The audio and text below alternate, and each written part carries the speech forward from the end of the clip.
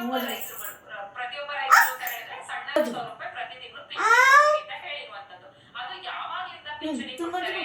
ಈಗಲೇ ನಾನು ರೈತ ಇದ್ದೀನಪ್ಪ, ನನಗೆ 25 ವರ್ಷ ಅಥವಾ 30 ವರ್ಷ ಅಂದ್ರೆ ಪ್ರತಿ ತಿಂಗಳು 1,200 800 ಅದೇ ರೀತಿ ಅದು ಯಾವಾಗ ಬರುತ್ತೆ? ನಿಮಗೆ 60 ವರ್ಷ ಆಗ್ಬೇಕಾಗುತ್ತೆ ಸದ್ಯ ಸುರಕ್ಷಾ. ಹೌದಾ?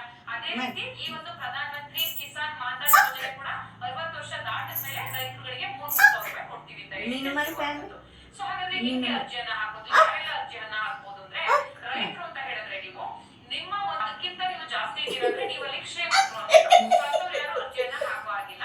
ಸೊ ಒಳಗಡೆ ನಿಮ್ಮ ನೀವು ಬೇಕಾದ್ರೆ ಈ ಒಂದು ಪ್ರಧಾನ ಯೋಜನೆಗೆ ಅರ್ಜಿಯನ್ನ ಹಾಕಬಹುದು. ಇದರಲ್ಲಿ ಇನ್ನೊಂದು ಮುಖ್ಯವಾಗಿ ಏನ್ ಹೇಳಿದ್ದಾರೆ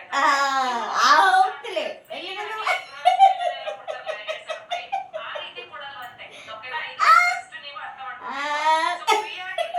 ನಿಮ್ಮ ಹತ್ರನೇ ಸ್ವಲ್ಪ ದುಡ್ಡನ್ನ ಇಲ್ಲಿ ನಿಮ್ಮ ಹತ್ರನೇ ಸ್ವಲ್ಪ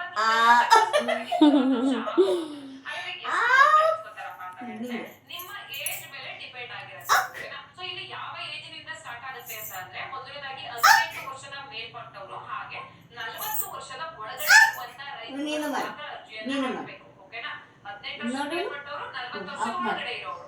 ಸೊ ಇವುಗಳು ಎಷ್ಟು ದುಡ್ಡನ್ನ ನೀವು ಕಟ್ಟಬೇಕು ಅಂದ್ರೆ ಇದು 35 ರೂಪಾಯಿಂದ ಸ್ಟಾರ್ಟ್ ಪ್ರತಿ ತಿಂಗಳು. ಸೊ ದಿನ ಏನಲ್ಲ, ನೀವು ತಿಂಗಳಿಗೆ 35 ರೂಪಾಯಿ. ನೀವು 18 ವರ್ಷ ಆಗಿತ್ತು ಅಂದ್ರೆ ತಿಂಗಳ 35 ರೂಪಾಯಿ ಕಟ್ಟಬೇಕಾಗುತ್ತೆ. ಅಲ್ಲಿ ಬ್ಯಾಂಕ್ ಅಲ್ಲೇ ನಿಮ್ಗೆ ಹೇಳ್ತಾರೆ 150 ರೂಪಾಯಿ ನಿಮ್ಮ ಏಜ್ ಮೇಲೆ ಡಿಪೆಂಡ್.